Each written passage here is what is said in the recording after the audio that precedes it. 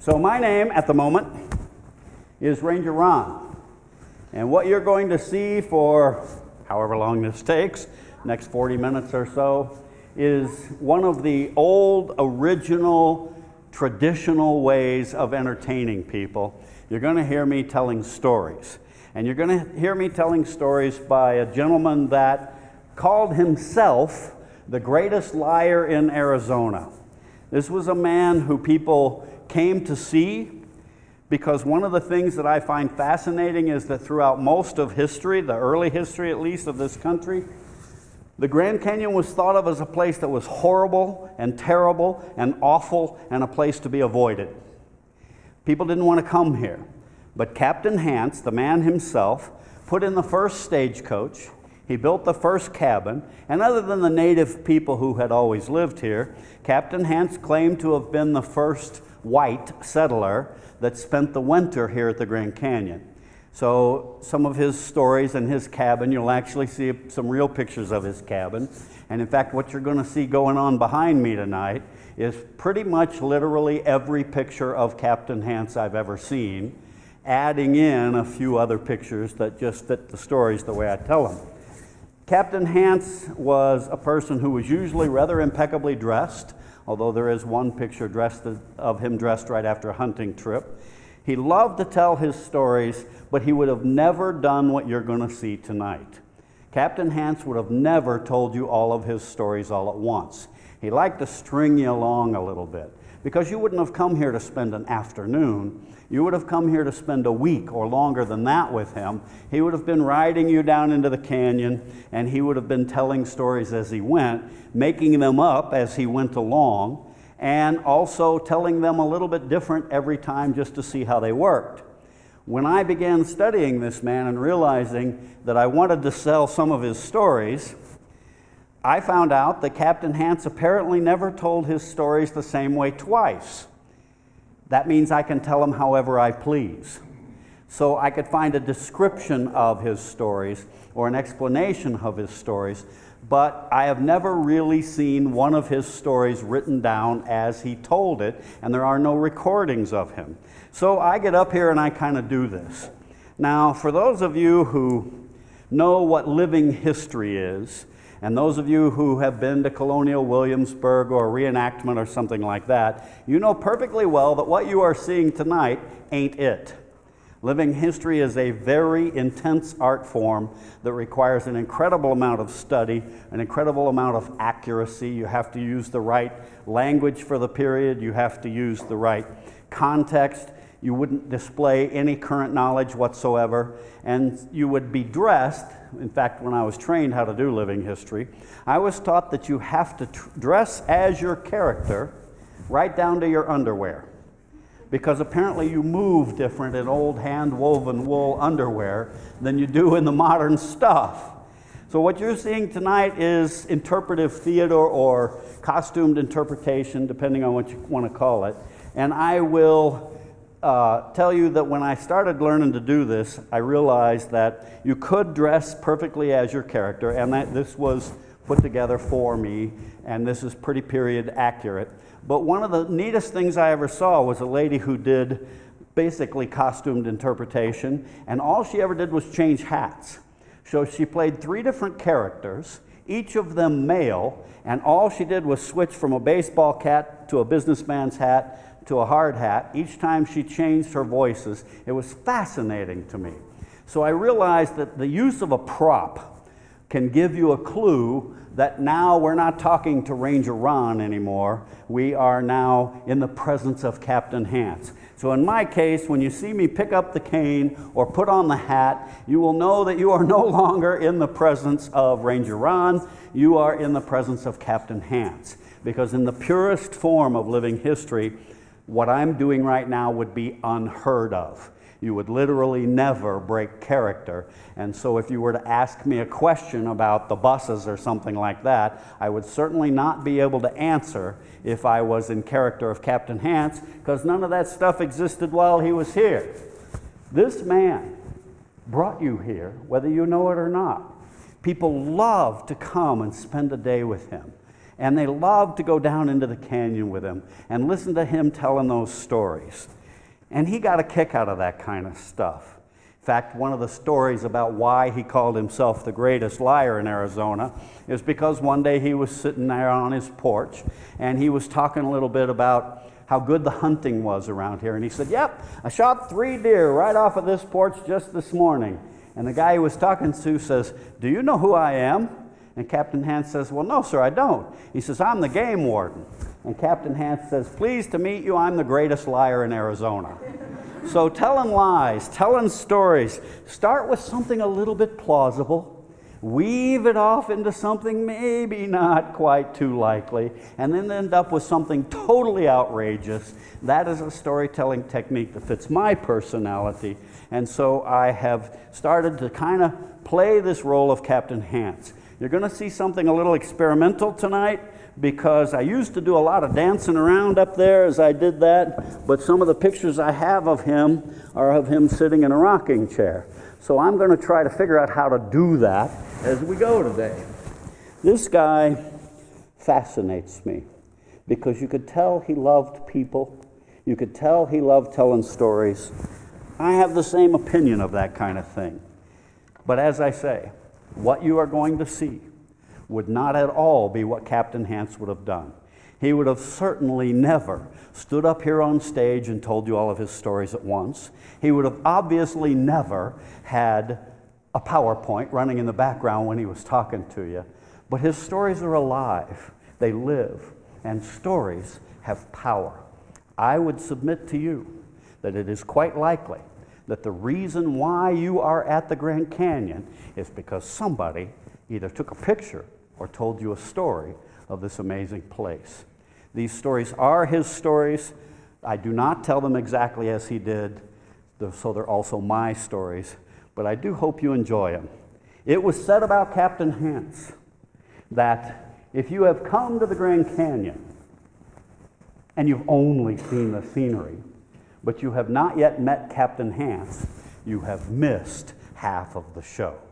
So, tonight, you are going to get the opportunity to meet a character who would have thoroughly enjoyed telling you his stories, thoroughly enjoyed being here. I hope you enjoy them tonight. Would you like to meet Captain Hance? Yes. All right.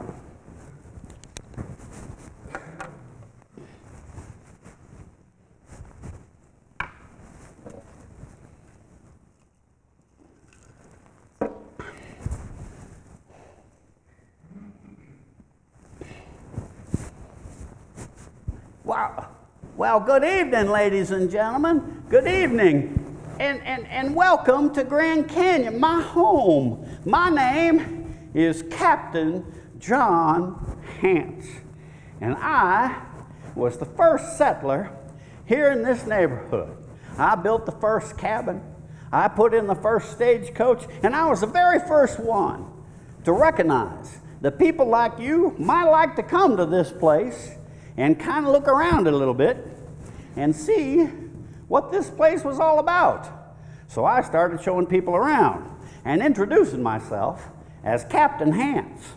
Now, every once in a while, somebody says to me, "Where'd you get that name Captain?" And I say, "Well, I was a fighter in the Civil War. A lot of us boys were. And I was a good Missouri boy, Tennessee boy, born, and when that Civil War started, I did just what everybody else done. I picked up my squirreling rifle and whistling Dixie. I marched off into battle as a Southern soldier, and I was a terrible soldier. The very first thing I managed to do on my very first day, in my very first battle, was to get myself captured. Well, now, frankly, I couldn't see no point in spending that entire war in some Yankee prison camp, so I had me an idea. I'm a good one for ideas. I got a hold of that there warden of that Yankee prison camp, and I said, "Warden, I have commenced to think that maybe y'all Northerners have got the right of it. Why don't you give me one of them there blue uniforms, and I'll go to fighting on your side?" And you know he fell for it. He gave me one of them blue uniforms, and shouldering my brown best musket, I marched off into battle whistling John Brown's body. And that blue uniform did not make me one bit a better soldier. The very first thing I managed to do on my very first day in my second battle was to get myself captured again. Well, now I figured if an idea had worked once, it had worked twice, so I got hold of that Southern warden and I said, "Sir, I have seen the error of my ways. I would like you to welcome me back into the fold as a Southern gentleman you know that I am. Give me back my butternut uniform and I'll go to fighting on your side." And he fell for it. And this went on and on and on throughout the whole war. Getting myself captured, changing uniforms, and getting myself captured again. By the end of that war, I'd kind of forgot who I was supposed to be shooting at. I was glad it was over. So I took myself a job as a mule skinner. Now, a mule skinner don't skin mules.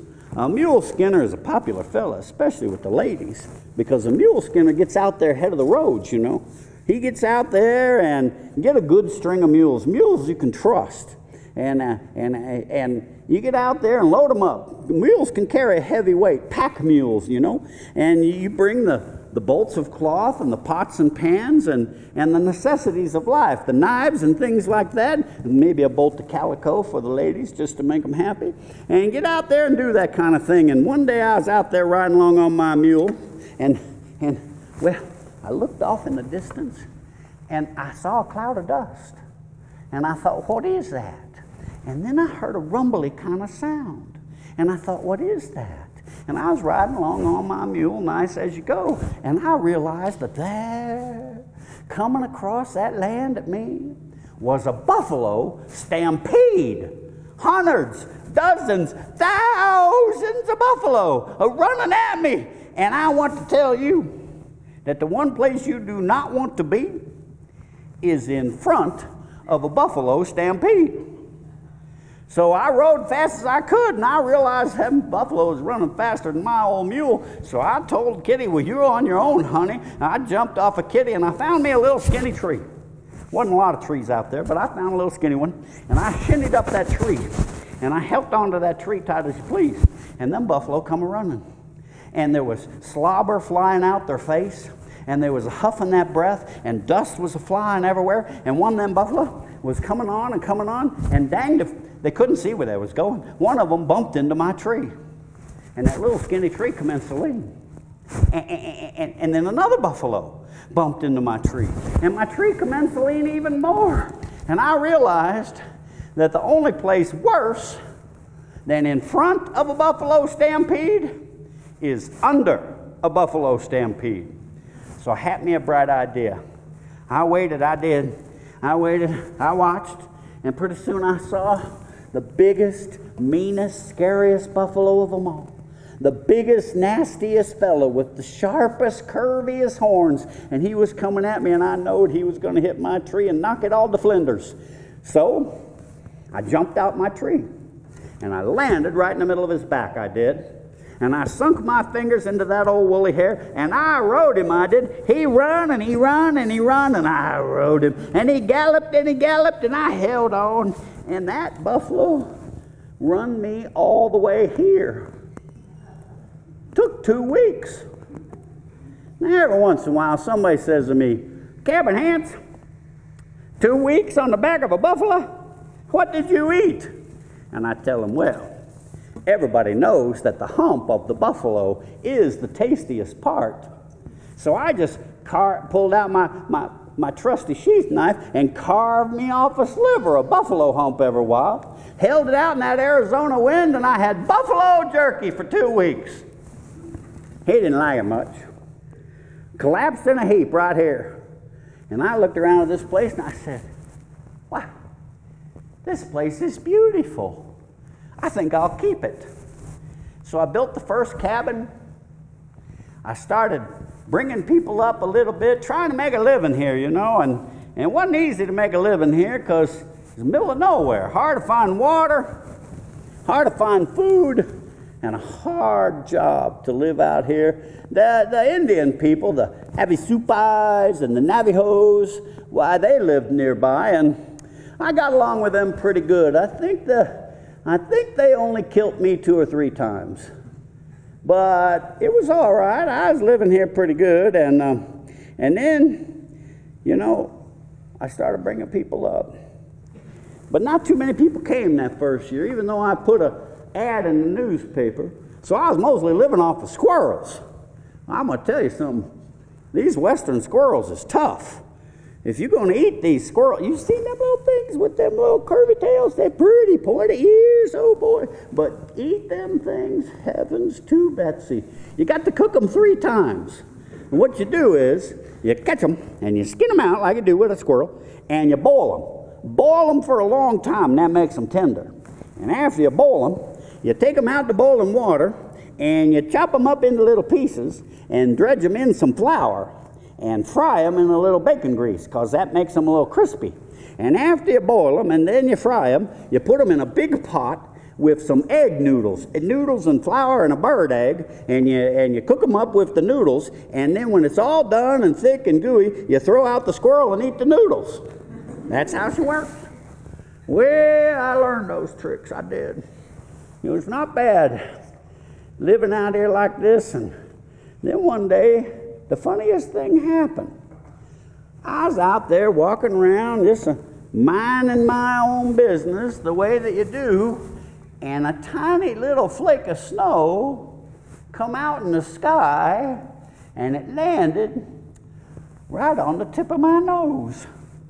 And I thought, snow in Arizona? How does that work? It's supposed to be hot.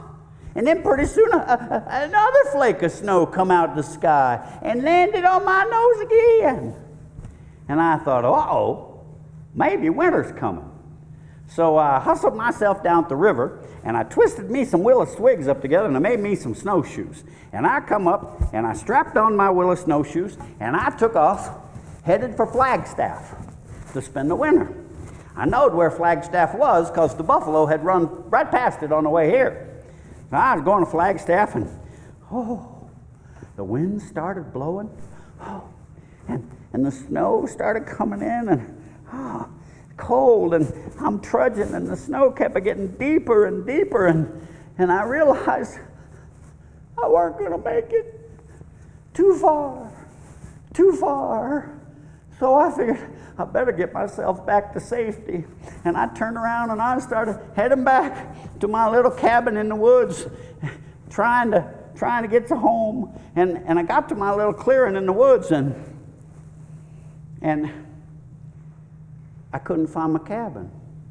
And I thought, well, I know with that tree there, and there's the edge of the hole over there. Where's my cabin? I thought, oh my goodness, somebody done stole my cabin. What I'm going to do now?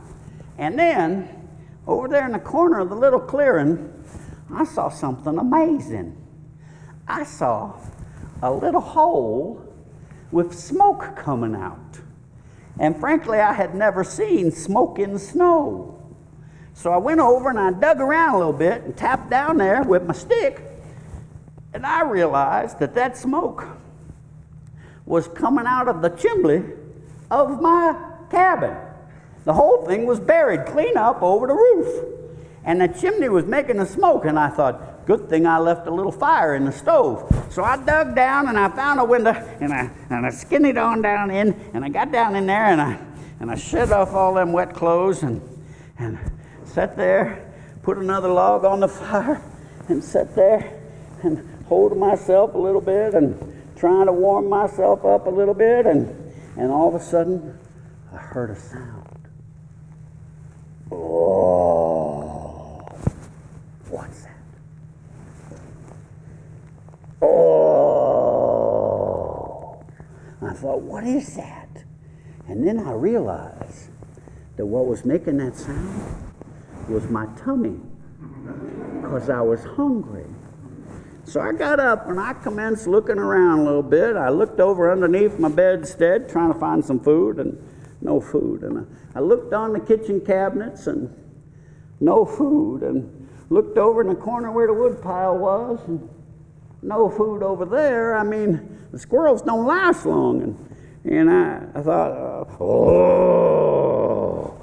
I'm in trouble. And then I looked, and there on a little cabinet in the corner, on a little shelf, was one jar of molasses. Oh, sweet, sticky, black-strap molasses. So I thought, well, that's all right. And I got my cast iron skillet down off in the wall, and I put it on the wood stove, throwed another log on the wood stove, and I took my trusty sheath knife, and I started, molasses in the winter, you know, I started carving the molasses out of the jar and putting it down there in the skillet to warm it up. And I got looking at it, and I thought, well, that looks pretty good, but it needs a little body to it. So I commenced looking around, and I found, there in the corner, next to my wash basin, one bar of Babbitt's Best soap. Rose scented. I thought, that smells so wonderful, I wonder what it'll taste like. So I took it over and I started slivering the soap down into the molasses, and I stirred it up a little bit, and then I thought, well, that looks all right, but it needs something. And then over there, laying on the corner, I found one old boot. And I thought, well, now, a boot is made out of leather, and leather is made out of cow. That's beef. So I took that old boot and I carved it down into the skillet next to the molasses and the soap, and I let it stir and simmer and stir and bubble and cook. And when it got right nice and smelt so good with all that rose scented soap, I went,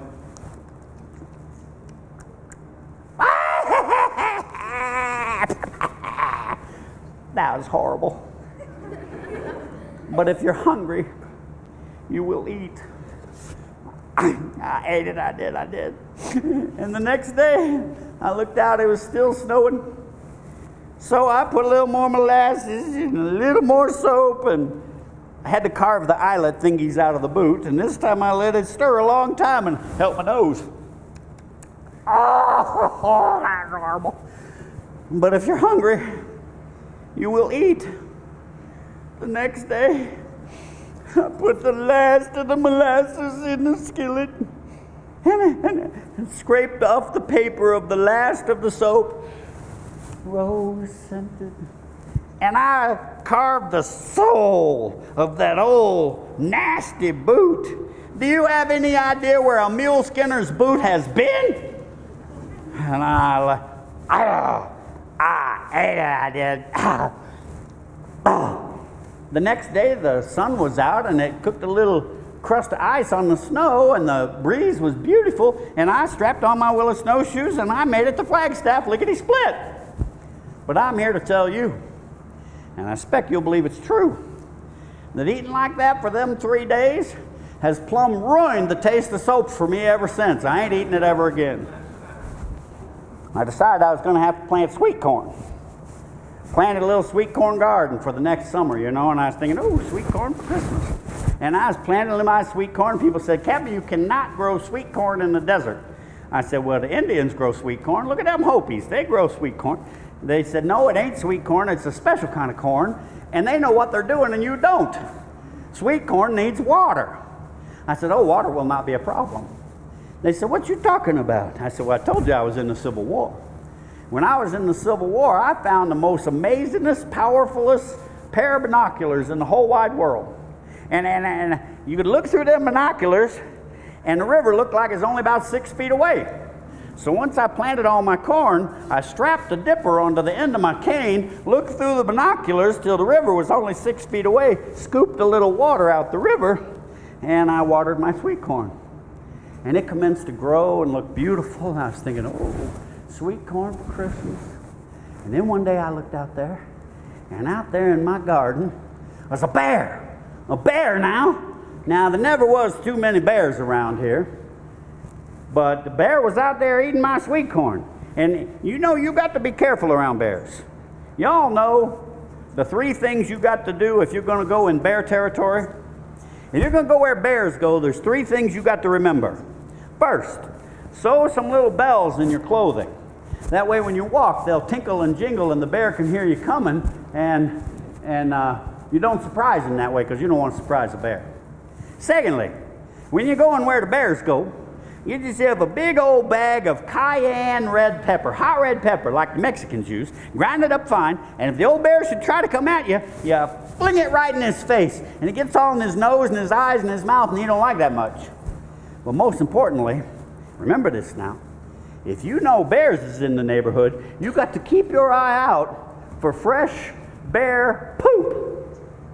Because if you see bear poop, you know you better go the other way. Now you know how you recognize fresh bear poop?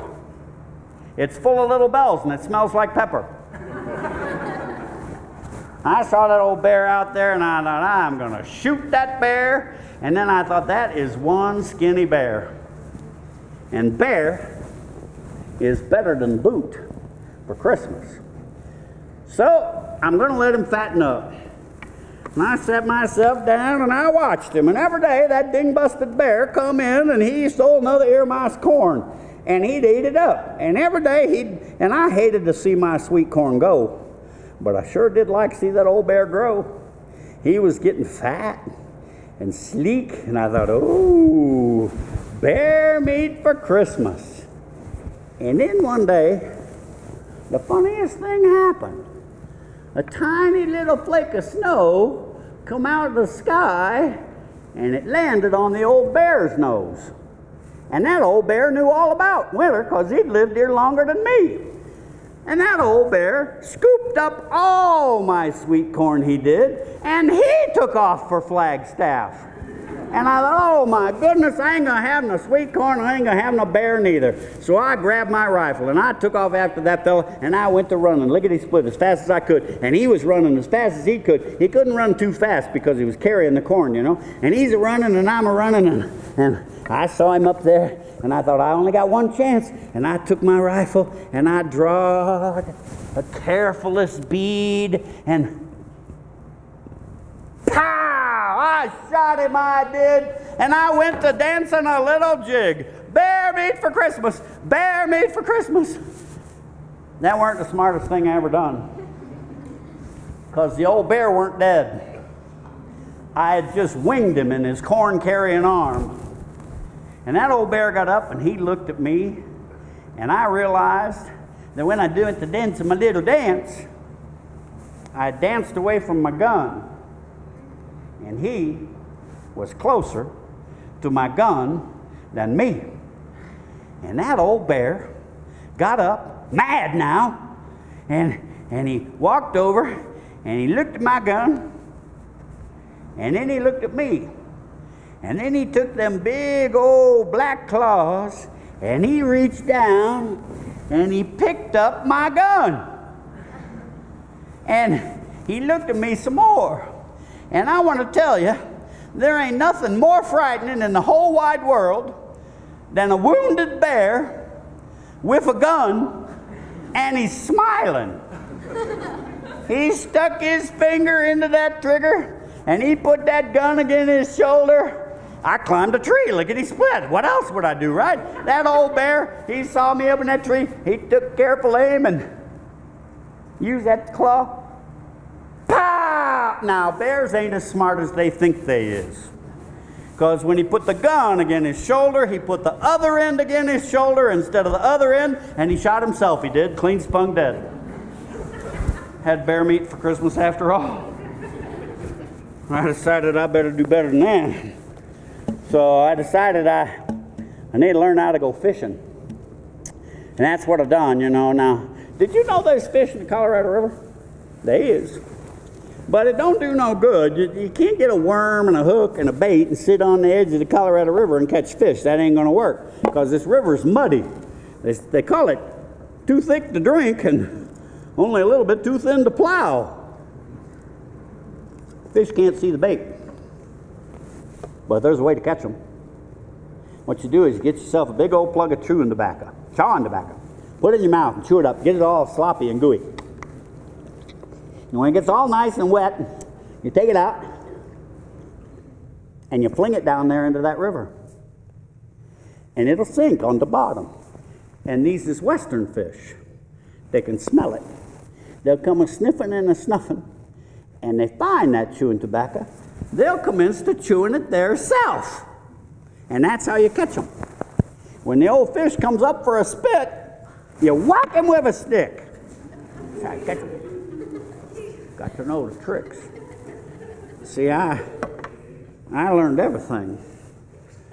First settler here, I started bringing people around, started taking them down into the canyon on a mule and showing them around, and I took all kind of people down there. I took Theodore Roosevelt himself into the bottom of this canyon. Now, if you're going to be a tour guide leader, and I think there might be a couple of you in here that's thinking about being one of them tour guide leaders, you can be a tour guide leader, there's something you need to know. Get yourself a good horse. That's important. I always had a good horse. Named them all Darby so I wouldn't forget their name. I had a favorite, Darby. Darby was wonderful. Darby would do anything I would tell him to do, mind anything I told him to do. Darby, I don't think Darby spoke English, but I know he understood it. Because all I had to do was say something to Darby and he would do it. One day I was bragging about Darby. That may surprise you to hear that I would brag about my horse. But I was bragging about him one day, and these Eastern fellas, you got to watch them Eastern fellas. These Eastern fellas looked up at me and they said, "Captain, you're always bragging about that darned horse. What's so special about him?" I said, "Darby understands English." They said, "Oh, he does not." I said, "He does, because he'll do anything I tell him to do." And they said, "What if it ain't possible?" I said, "Ain't nothing impossible for Darby." And they said, "Well, tell him to jump the Grand Canyon." And I said, "Well, now you fellas have impugned the integrity of my steed." And I thought, I'll fix these fellas. So I said, "Now you know ding good and well that horse can't stand at the edge of that canyon and just jump across." And they said, "No, of course not." I said, "Nope. He got to have a run at it." See, we didn't have a road.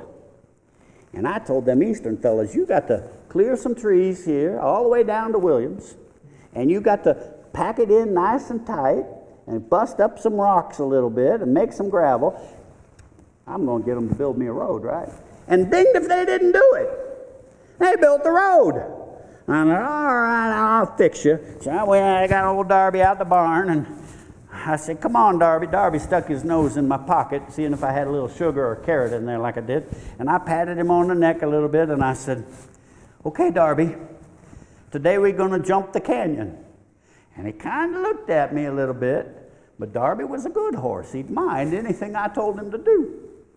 So I got down on Darby, cinched in good and tight, wrapped them reins around my hand. Now, Darby was not only a good horse, he was a smart horse. You never had to whack him with a stick. You just had to show it to him. I showed him that whip, and Darby commenced to run faster and faster and faster and faster. And pretty soon, he was running so fast, there was fire flashing from his hooves. And he was running and running faster and faster, and he got to the edge of the Grand Canyon, and he gave out the mightiest leap.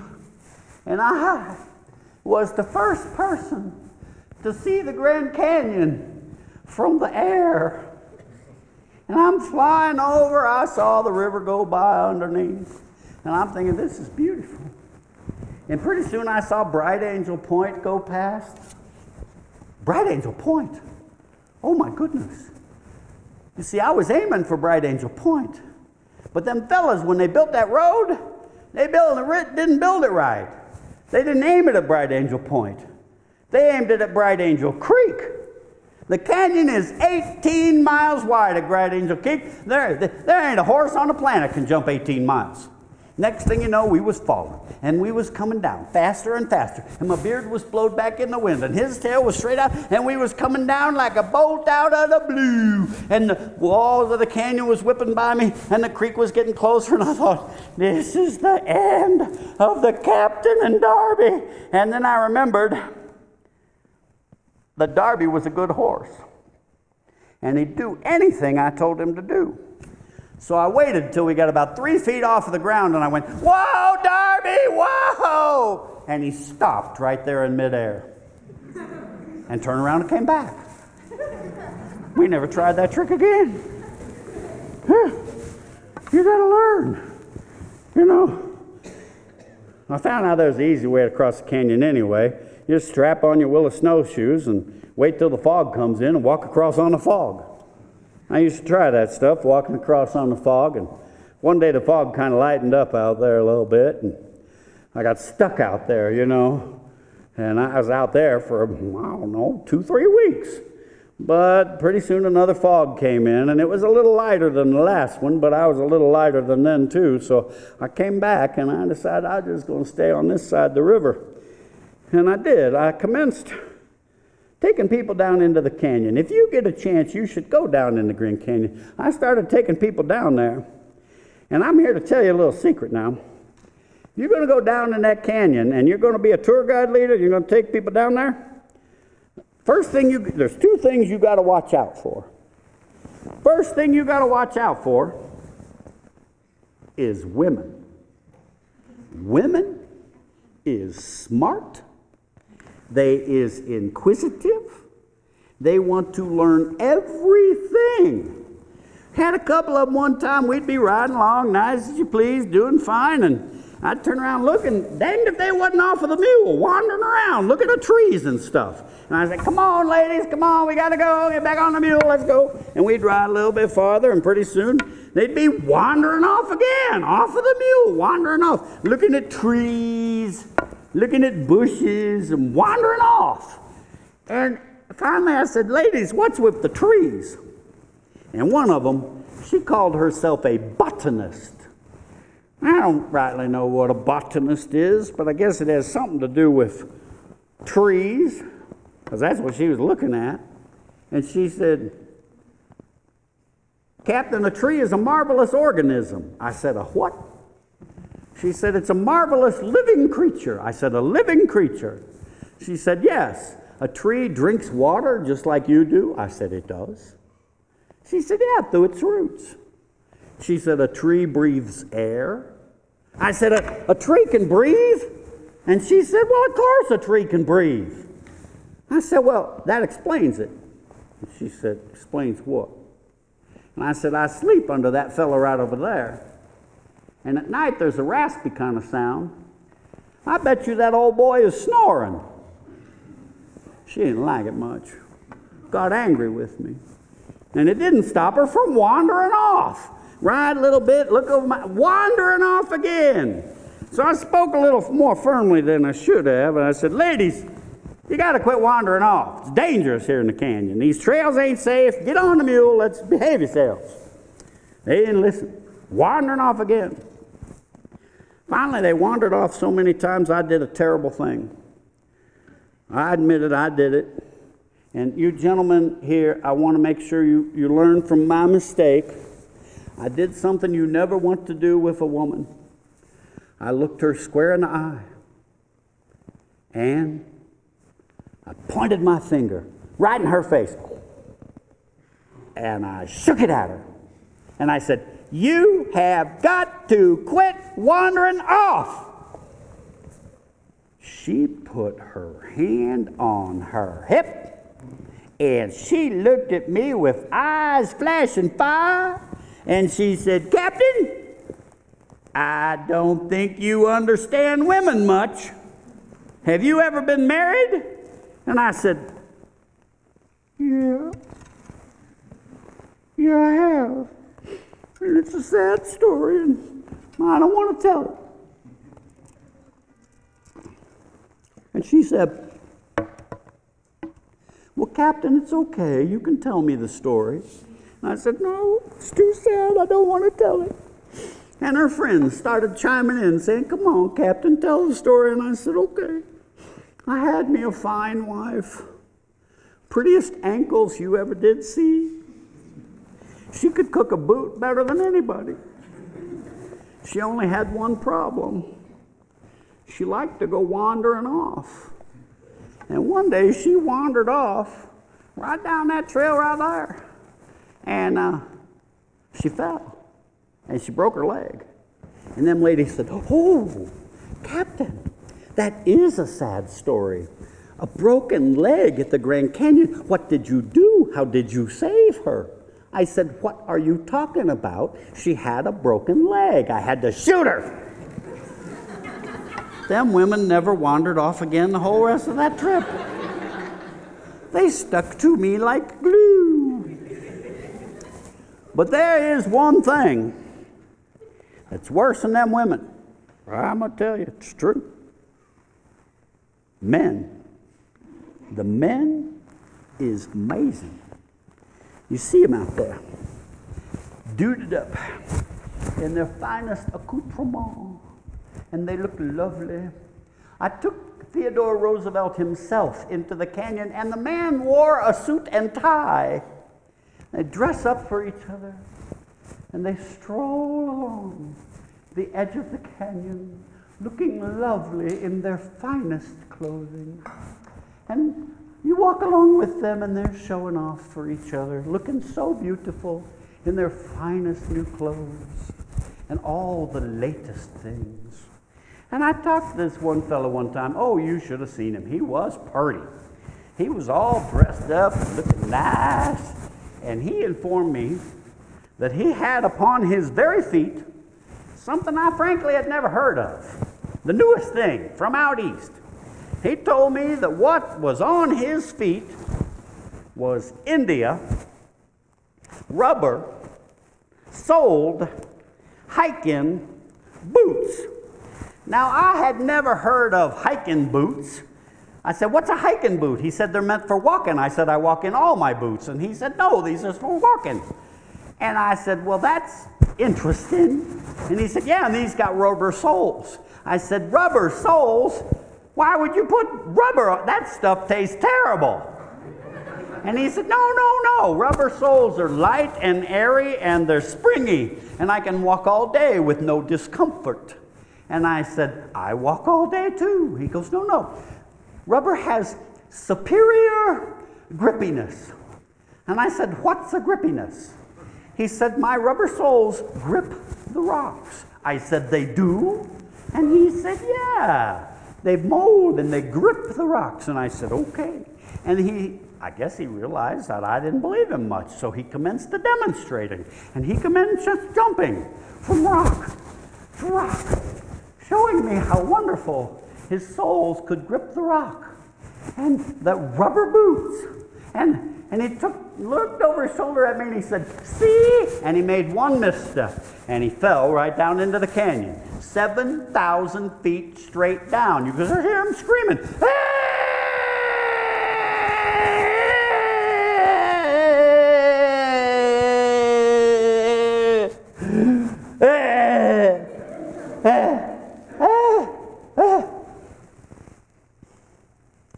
And he landed on the soles of them rubber boots. And he bounced. And the next thing you hear, up he come. And I reached for him, and I couldn't quite get him. And his eyes was about this big around, and he fell again. And he landed on them boots again. And he bounced again. This went on and on all night, falling into the canyon, bouncing on the boots.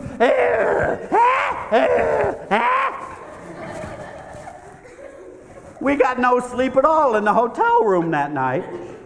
Listen, that fool out there squealing. Next morning, my old buddy Billy got up and he goes, Cabin, can't take no more of that. I didn't sleep at all last night. You could hear him over there. I said, well, he says, I can't take no more of that. I said, well, what you going to do? He's bouncing on the boots. We're going to have to wait for him to starve. And he said, I ain't waiting that long. I said, what you going to do? He says, I'm going to shoot him. I said, shoot him? You can't shoot him. He's just stupid. He says, I'm shooting him. And old Billy and his buddies, they grabbed up their rifles. And they thought about it for a while. And they grabbed up their rifles. And then, with a look of grim determination upon their face, they marched right to the edge of the canyon. And they stood there on the edge of that canyon with their rifles, and you could hear that fella coming. he was getting hoarse. You know, he couldn't, his voice was shot. And they took a careful bead on him and got ready to shoot him. And just before he pulled the trigger, I knocked the gun away and I said, "No, Billy, no, don't kill him. I got an idea." He said, "What's your idea?" I said, "I told you I was a mule skinner." And he said, "Yeah." I said, "Well, every mule skinner has to be good with a lasso." He says, "Okay." And I said, "Get me my lariat." So he went and he got me my rope, and I twirled it around a little bit, and I was waiting, and pretty soon that fella come up, and I throwed that rope right over his shoulder, and I yanked him so hard I snatched him out of his boots, I did. He laid there going, "Oh, thank you for not shooting me. I'm hungry. Thank you for not shooting me. I'm thirsty." And we were glad that we didn't have to shoot that fella. We did have to shoot the boots, though, or they'd still be bouncing. See, that's the thing about this place. It's full of stories. You got to tell them stories and enjoy them. And I told my stories for years and years and years. And finally, one day, some fellas come up to me, and I was sitting in my chair, relaxing and enjoying, and they said, "Captain, you seem to know everything about the Grand Canyon." I said, "That's right, I do." They said, you seem to know everything." I said, "That's right, I do." They said, "Well, how come you know so much?" I said, "Well, I was the first settler here, and I built the trails, and I've been guiding people for all my life." And they said, "No, that ain't it. You seem to know everything about the canyon." I said, "Well, it's true."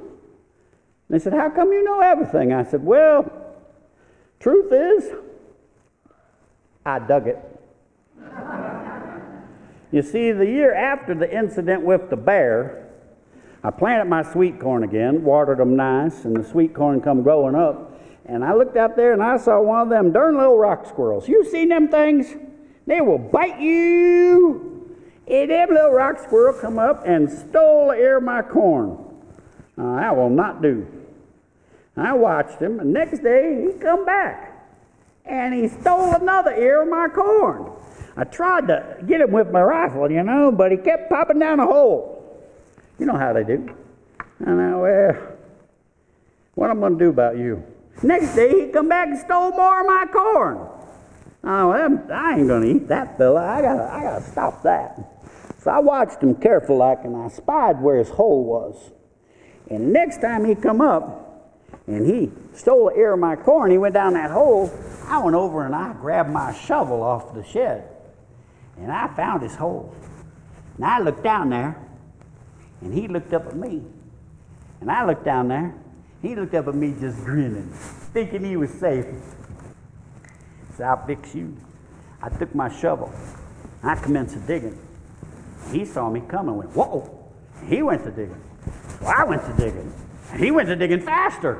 So I went to digging faster. And he went to digging faster. And the next thing you know, I was digging and flinging and digging and flinging, and dirt was flying all over the place. And I looked up and I had dug the whole Grand Canyon. I thought, well, this place is beautiful. I should show it to people now and again. And that's what I commenced to do. And telling my stories. And I love telling that story. One day, telling that story, and some little girl sitting right there on the front. You got to watch the little girls that sit right up there on front, because they're the smart ones. She looked up at me all innocent like they do, and she says, "Captain, what did you do with the dirt?" First time in my life I was ever speechless. Now, some people said I built the San Francisco peaks with it. But the truth of it is, I lived the whole rest of my life right here. When I died here in 1916, I don't get out much. And they say that the last words I ever spoke was, "I wonder what I done with the dirt." You see, stories is a part of it.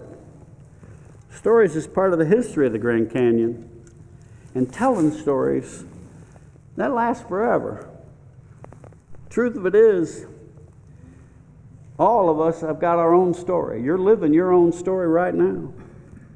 They always say that someday your life is going to flash before your eyes.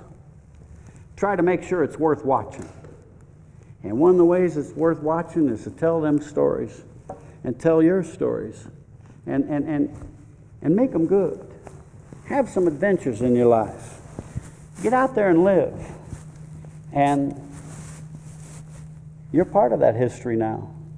Your story will last. So I ask you one thing. When you go home from this place and you tell your stories, and I know you will, tell at least one whopper for old Captain Hance. Will you do that for me? And thank you for listening to my stories tonight.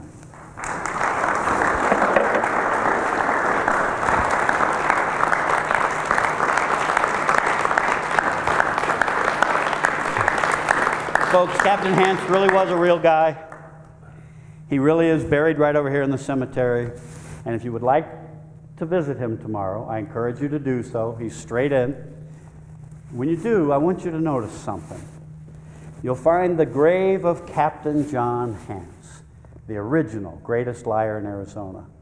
But when you stand there and you pay your respects to that old man, I want you to notice that 12 feet away is the footstone. The old man told so many tall tales he wouldn't even fit in the box. And he would be proud that you have listened to his stories with me tonight. And thank you for coming out.